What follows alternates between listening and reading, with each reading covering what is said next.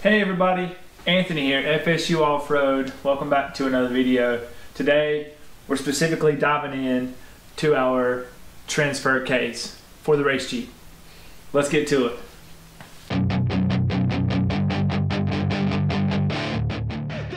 This particular case is Behemoth drivetrain, Dana 300 Colossus case. They utilize the same output from JB Conversions to convert to a 32 spline, or you can use your stock output, as well as the possibilities of clocking it with either driver side or passenger side. The main reason why we went with this versus Midnight Metals or stock case is, one, the stock case is the weak point for a Dana 300 since it's a gear driven transfer case.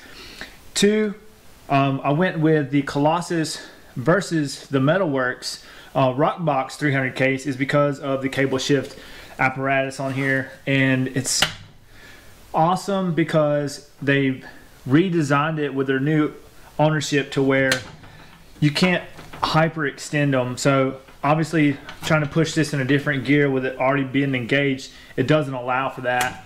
But the way they did it on these new cases is the internal mechanism doesn't allow it to overshift. Sometimes you have issues with cable shifters doing that. That's not the case with this Behemoth drivetrain case, and that's the main reason why we went with this. Strength, reliability, and the capability of putting it as a driver drop with cable shifters.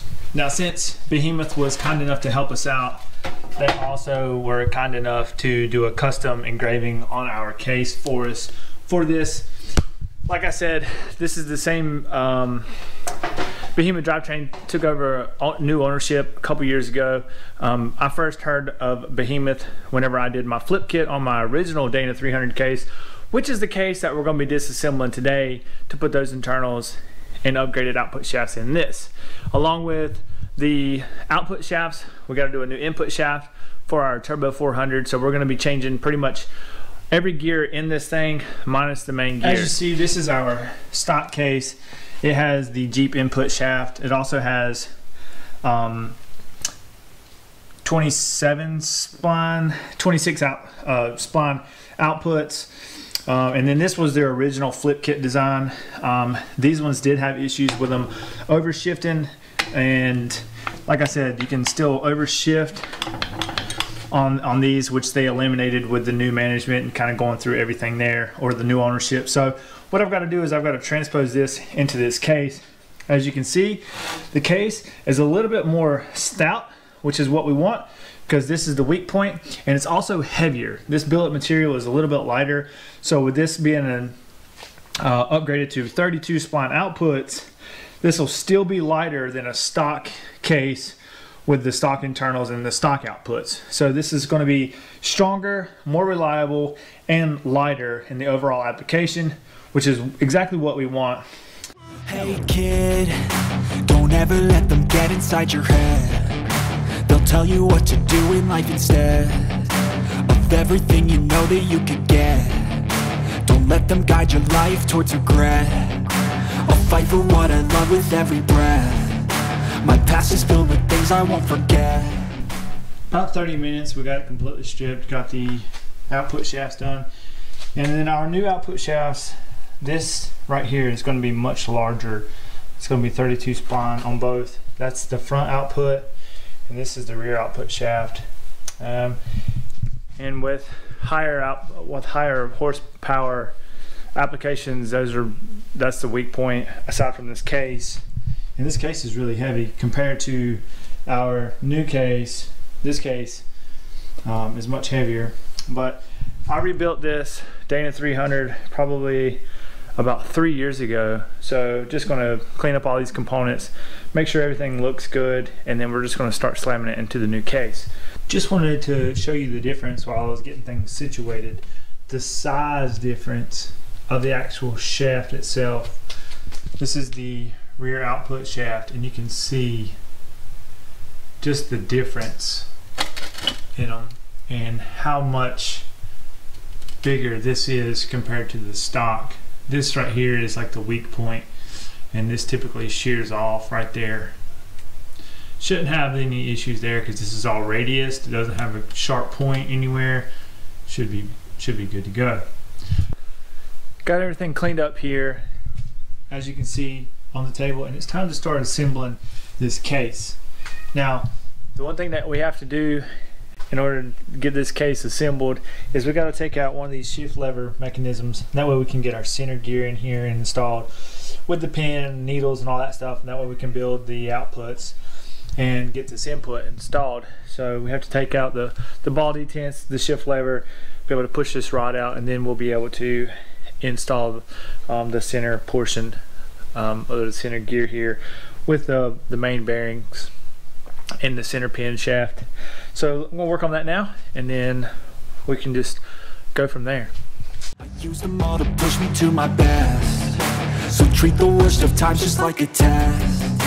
If only I could go back in time, I'd tell myself that everything will end up alright. Just push yourself, test yourself. Now that we got the center pin in, gears, and our split shift levers reinstalled, and I went ahead and locked rated the bolts and stuff up here, as well as the set screws that hold our pins in. It's time to get the output shafts installed with the sleeves and everything, and specifically with this behemoth case. You'll notice there's little R's, which means for the rear. This is the rear case back this way, so we want to make sure all of our brass sliders are facing backwards. Making progress. And when they finally think you're wounded, then it's your chance to be ruthless.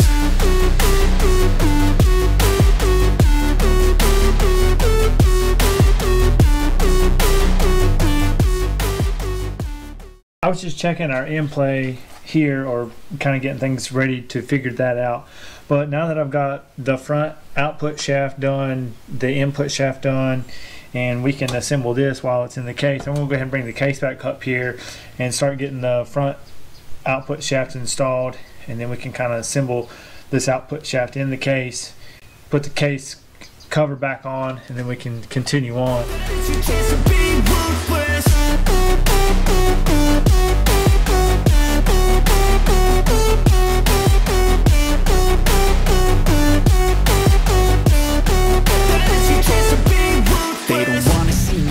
They don't wanna see me care. Anytime I make some progress, I can see that they compare.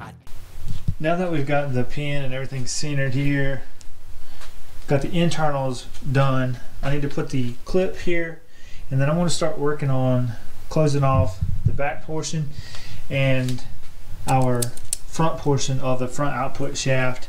Everyone's against me, maybe something in the air. Am I paranoid? I swear a void is forming and they're scared. I walk a straight path, not many can say that. I like to play fast, cross me and there's payback. You better pray that I don't see your face at any place that I go. I know you hate. Now that we got the case where we want it, as far as getting the front done minus the yoke and the seal, it's time to get this back portion put on there. I went ahead and checked my preloaded on the bearings here in play.